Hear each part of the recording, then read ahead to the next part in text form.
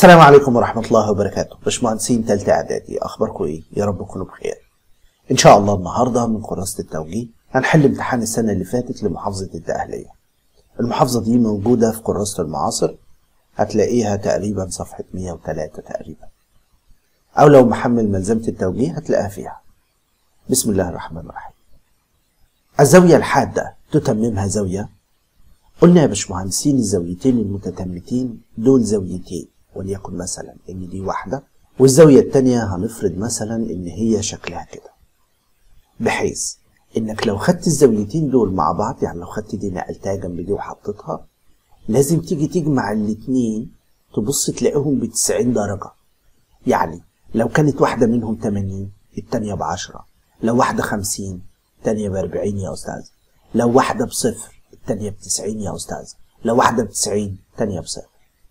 من الواضح كده يا باشمهندس إن ال80 دي زاوية حادة اللي قصادها حادة، دي حادة اللي قصادها حادة، الصفر صفرية اللي قصادها قائمة، يبقى الزاوية الحادة بتتممها حادة، والصفرية بتتممها قائمة، والقائمة بتتممها صفرية. ميل المستقيم الذي معادلة توسط تساوي 3. احنا متفقين ان الميل لو انا معايا معادلة بنقول معامل س او سالب معامل س على معامل ص، مفيش سينات يا استاذ يبقى صفر، على معامل ص اللي هو 1، صفر على 1 يبقى بصفر الإجابة يا أستاذ. أ ب قطر في الدائرة التي مركزها 2 وسالب 1 وسالب 2 و3. إحداثي نقطة باء بكام؟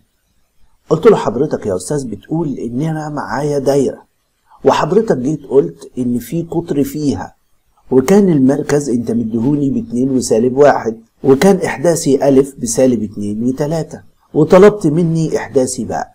هنيجي نحط باء يا شباب بس وص، وهنا كان في طريقين اتنين. كان في طريق فهم قوي، واحد يقول إيه، بص يا أستاذ طالما دي في النص من سالب 2 بقت 2، يعني زود 4، يبقى أنا زود هنا 4، يبقى معنى كده السينات دي هتكون ب6. طيب الصادات كانت 3 بقى سالب 1، كده نقص 4، يبقى أنا لما نقص 4 هتكون بسالب 5. واحد تاني قال إيه، لا أنا معرفش الطريقة دي خالص ولا أعرف أطبقها، أنا اللي أعرفه إن المنتصف بيساوي اللي في النص بيساوي مجموع السينات على الاتنين ومجموع الصادات على الاتنين، 3 زائد صاد على الاتنين. وكنت بساوي الخانة الأولى بالأولى، 2 بتساوي س ناقص 2 على الاتنين، وسطين في طرفين، 4 بتساوي س ناقص 2 ومنها الس بتساوي 6. نفس الكلام في الصاد، سالب 1 بتساوي 3 زائد صاد على الاتنين، وسطين في طرفين، سالب 2 بتساوي 3 زائد صاد ومنها الصاد قيمتها بسالب 5. كده انا جبت له السين والصاد، يبقى النقطة 6 وسالب 5. تمام مظبوط، اللي هو الاختيار ده. إذا كان أ بكذا وب بكذا وج بكذا، اثبت إن ب ج بتساوي 2 من أ باء. تعال نجيب ب ج، البعد يعني بيساوي الجذر التربيعي، اطرح السينات من بعضها أس 2، خدنا الب مع الجيم ركز، يبقى 1 ناقص 5 أس 2 زائد 2 ناقص 4 أس 2 بجذر 1 ناقص 5 ب4 تربيع ب16. يا أستاذ سالب 4، ما هو أس 2 هشيل السالب، 2 ناقص 4 بسالب 2 تربيع ب4. طلع الناتج يا أستاذ بجذر ال20، ال20 دي اللي هي بتساوي 2 من جذر 5. طب ما تيجي كده نجيب الألف ب. ألف ب بيساوي الجذر التربيعي، اطرح السينات من بعض أس 2 زائد اطرح الصادات من بعض أس 2 بتساوي الجذر التربيعي 3 ناقص 1 2 تربيع ب4 زائد 1، تطلع الإجابة بجذر 5. هل الب ج قد الألف ب مرتين؟ أيوه، إذا ب ج بتساوي 2 من أ ب، وهذا المطلوب إثباته. السؤال الثاني بيقول المستقيمان العموديان على مستقيم ثالث يكونان، برضو ده تراكمي يا أستاذ، وليكن يا شباب إن دول كانوا مستقيمين، المستقيمين دول كانوا متعامدين على مستقيم ثالث. يعني إيه متعامدين؟ يعني عاملين زاوية قايمة معاه. قال لا، طب ما يا أستاذ كده نقدر نقول دي قائمة وده يبقى حرف يو، وفي ناس شايفاه حرف اف، عادي خالص. ولا أي اندهاش زي ما انت شايفه. طب اف ده بيظهر امتى؟ بيظهر يا أستاذ لما تكون الخطوط دي متوازية، يبقى المستقيمين المتعامدين على ثالث دول متوازيين. سؤال تراكمي برضه، مربع مساحته 18 فإن طول قطره، طيب نفتكر يا شباب الحتة التراكمية دي، مساحة المربع بتساوي نص مربع قطره، يعني نص القطر أس 2، يبقى هنا نص القطر أس 2 دي بتساوي 18 وسطين في طرفين، يبقى قطر أس 2 بيساوي 36، أخد الجذر يبقى القطر طلع بيساوي 6، يبقى الإجابة هتكون 6. ألف ب ج مثلث قائم الزاوية في باء، فإذا كان 2 من ألف ب بيساوي جذر 3 من ألف ج. تعال نرسم مثلث قائم الزاوية في باء، وليكن إن ده كده يا باشمهندس المثلث مثلا اسمه ألف ب ج. بيقول إن 2 من ألف ب بيساوي جذر 3 ألف ج، يبقى ألف ب على ألف ج مرجعش فاضي، ألف ب على ألف ج بجذر 3 على الاتنين. لو أنا قلت إن ألف ب بجذر 3 م وألف ج كان ب2 من م، هو عاوز قياس زاوية ج. قلت له يا أستاذ ما اللي بيديني زاوية ج ويكون ألف ب على ألف ج دي الجا تاني. طلع جا كده، جا ج بتساوي مقابل على وتر، هنا كان في ميم وهنا في ميم، ميم راحت. أو حد يقول هو ألف ب على ألف ج ده يديني إيه؟ الجا. على الآلة الحاسبة شيفت ساين الرقم ده، أو لو أنت حافظه عرفت إن الجيم ب60 درجة على طول. إذا كانت النقاط دي على استقامة واحدة، قلت له على استقامة واحدة يا أستاذ، يبقى ميل الألف ب بيساوي ميل الألف ج، ميل ألف ب بيساوي ميل ألف ج. طب ما يلا كده نجيب الميل للألف ب. فرق الصادات على فرق السينات 3 ناقص 1 على س ناقص 0 بتساوي فرق الصادات 5 ناقص 1 على 2 ناقص 0. 3 ناقص 1 2 على س بتساوي 4 على الاتنين. 4 على الاتنين دي فيها الاتنين، هنعمل المقص يا أستاذ، يبقى 2 بتساوي 2 س. ركز أنا بسطت دول خلاص، 4 على الاتنين فيها الاتنين، 2 س بتساوي 2 ومنها الس بتساوي 2 على الاتنين فيها الواحد، يبقى الإجابة يا أستاذ هتطلع بتساوي 1 قيمة س. إذا كان جتا س بتساوي جا 30 في ظا 45، قلت له يا أستاذ جتا س بتساوي جا 30 بنص في ظا 45 بواحد، جتا كام اللي بتساوي نص؟ قلت له 60 يا أستاذ، يبقى إذا س بتساوي 60 درجة. طب فرضا أنا مش عارف، شيفت كوزاين نص وطلع القيمة. بيقول يا باشمهندس في السؤال بقى في مثلث اسمه أ ب ج، فيه أ بكذا وب بكذا وج بكذا، ما تيجي نمثله. وليكن إن ده المثلث كان أ ب ج. حضرتك بتقول إن أ ب2 و1 وباء ب2 و5 وج ب3 و4، وبتقول إن د كانت في نص الألف ب وكانت اله في نص الألف ج. عاوز معادلة د ه. قلت له ما بسيطة يا أستاذ، أنا قدامي عدة طرق. الطريق الأول بما إنه نصف ونصف يبقى بيوازي يا أستاذ. تاني من أولى إعدادي لما بنقول بينصف بيوازي، أقدر أجيب ميل دول وآخد الميل هنا. وفي ناس تقول إيه يا أستاذ مش حضرتك هو ألف المنتصف يبقى إحداثي د بيساوي مجموع السينات على الاتنين ومجموع الصادات على الاتنين؟ أيوة، يبقى 4 على الاتنين فيها الاتنين يا أستاذ، و6 على الاتنين فيها ال3، يبقى النقطة د دي ب2 و3. طب والنقطة هاء؟ النقطة هاء يا أستاذ عبارة عن مجموع السينات على 2 ومجموع الصادات على 2، هتطلع بتساوي 5 على الاتنين و5 على الاتنين. طب كويس، لو جيت تجيب الميل هيبقى في كسور كده وهتبقى معكنينة معاك شوية، فانت احسن لك هات الميل من تحت، هات ميل ب ج فرق الصادات على فرق السينات يبقى دي طلعت يا أستاذ بتساوي 1 على السالب 1، فهالسالب 1. وقول بما إن الدال ه يوازي ب ج، يبقى إذا ميل الدال ه هيساوي -1. ماشي، يبقى أنا عرفت إن الميل هنا ب1. طب ما تيجي كده يا باشمهندس تكتب المعادلة. ص بتساوي الميل س زائد ج. ج مش معايا يا أستاذ، خد نقطة، خد دالة اهي، سيبك من هي عشان فيها كسر، خد دال. هناخد دال، يبقى 3 مكان الصاد والسين مكانها 2. 2 في -1 -2 زائد ج، ومنها الج بتساوي 5. عدت لي 2 ده بإشارة مخالفة، يبقى ص بتساوي -س زائد 5. هي دي معادلة الدال ه اللي هو عاوزها. في الشكل المقابل أ ب ج مثلث قائم الزاوية في أ. تمام. أ د عمودي على الباء ج. لو كان أ ب بيساوي 15 وظ ب أ د الزاوية دي، تمام، هو اللي قال عليها بتساوي 3/4. قلت له يا أستاذ الظا بتساوي مقابل على مجاور، بما إن ظ ب أ د بتساوي ب د على أ د بتساوي 3 على 4، إذا ب د بيساوي 3 م وأ د بيساوي 4 م. يبقى دي كده ب3 م ودي ب4 م. مش أنا أقدر أطبق فيثاغورس عشان أجيب م بكام؟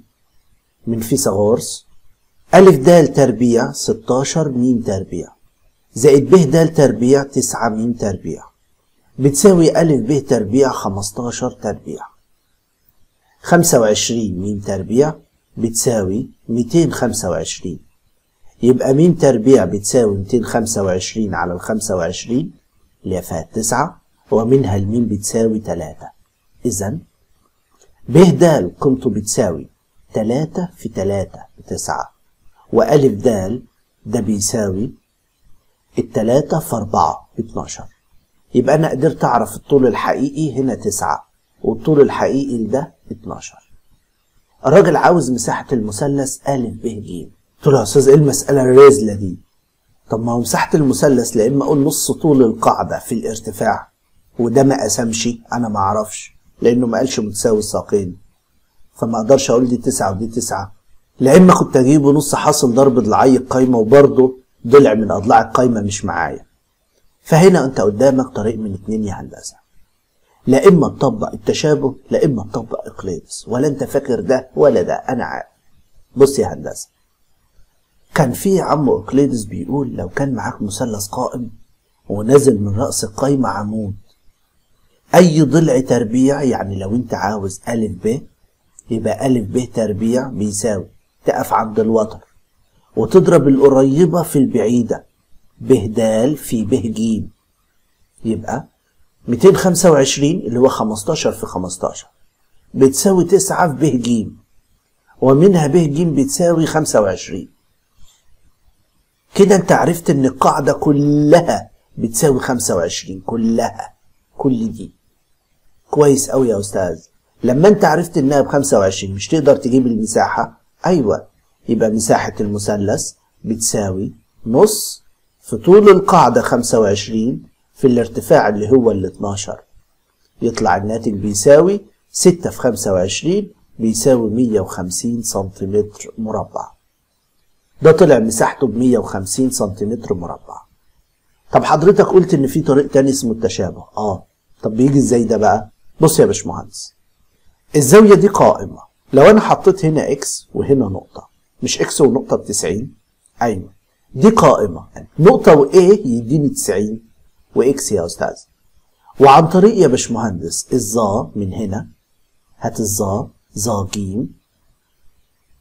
اللي هي بتساوي 12 على الدال ج، ظا ج اللي هي ب3/4 بتساوي 12 على الدال ج، وسطين في طرفين، قدرت تجيب قيمة الدال ج ب16. عرفت ان دي كده ب16، 9 زائد 16 25، وصلك لنفس الطريق اللي انت عاوز تمشي بيه. تمام. النقطة بقى، إذا كان المستقيم لام 1 يمر بالنقطتين دول، ولام 2 يصنع مع الاتجاه الموجب لزاوية حادة موجبة ه، حيث جاء ه بتساوي 1 على جذر 2، برهن أنهم متعامدين. قلت له يا أستاذ نجيب لك الميل الأول. الميل الأول بيساوي فرق الصادات 2 ناقص 1 على فرق السينات 2 ناقص 3. طلع 1 على السالب 1 فالسالب 1 يا أستاذ. تمام. الميل الثاني بيساوي ظاهر. طيب هو كان مديني جا كده، أنت قدامك طريقين. لا إما تكون عارف جا كام اللي بتساوي 1 على جذر 2 جا 45، يبقى أنت عارف إن الزاوية 45 وظا 45 بتساوي 1. لا إما كنت ترسم مثلث وتقول إن الجا لو الزاوية دي هي مقابل على وتر وتجيب ده من فيثاغورس هيطلع ب1، تيجي تجيب الظا هيطلع ب1. بما إن الميل الأول في الميل الثاني سالب 1 في 1 بيساوي سالب 1، إذا متعامدان. السؤال الخامس أول نقطة، أ ب ج مثلث متساوي الساقين. أ ب ب12 و6 من 10، أ ج ب12 و6 من 10، زاوية ج بتساوي 54 درجة و24 دقيقة.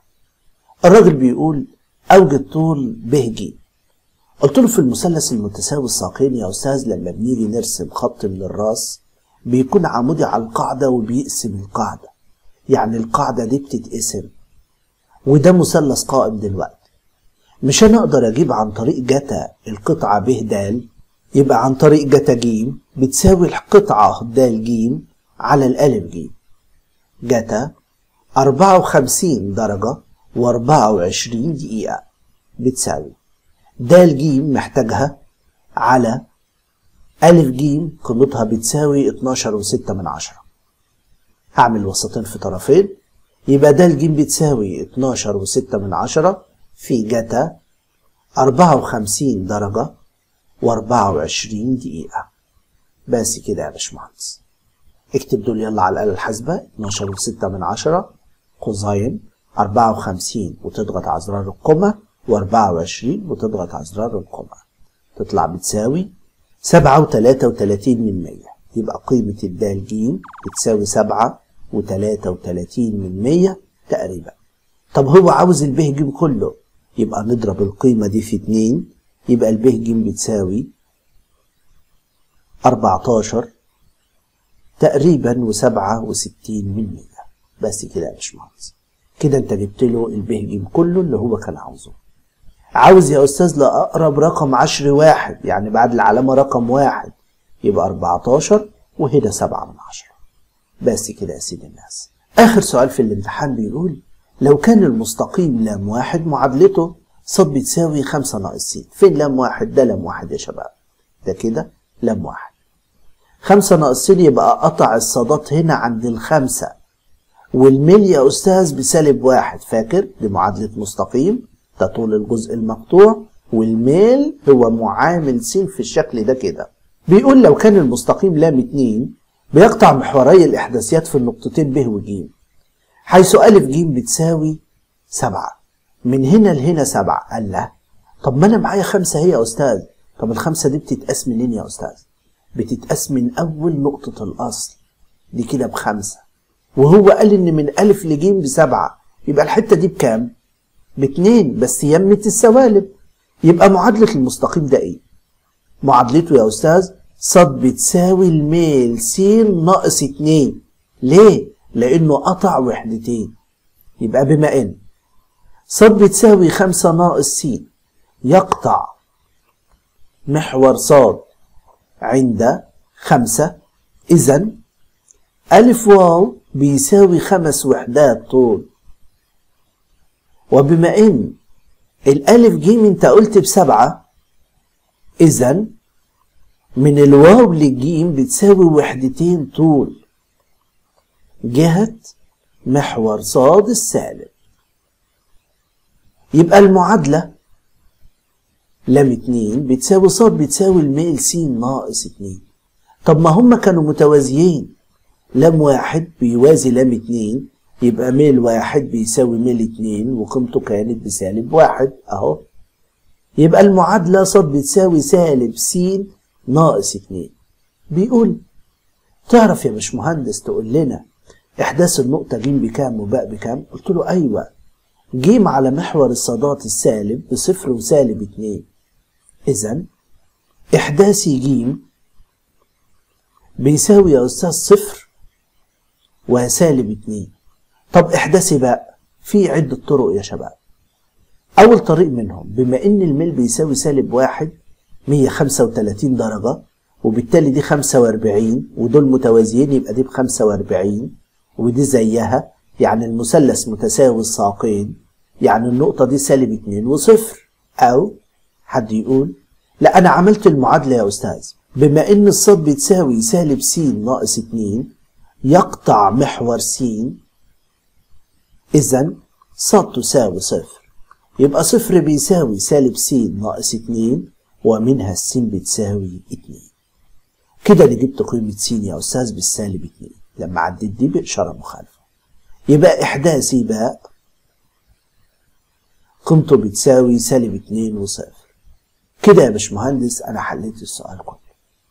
الامتحان بدأ ما شاء الله حلو وسهل وجميل وكيوت، وجي في الآخر كده بقى عند الصفرة. سبحان الله. إن شاء الله ربنا يكرمكم في امتحانكم يا شباب ويجي معقول وتقدروا تتعاملوا معاه بإذن الله. أتمنى أن أكون فدتك، والسلام عليكم ورحمة الله وبركاته.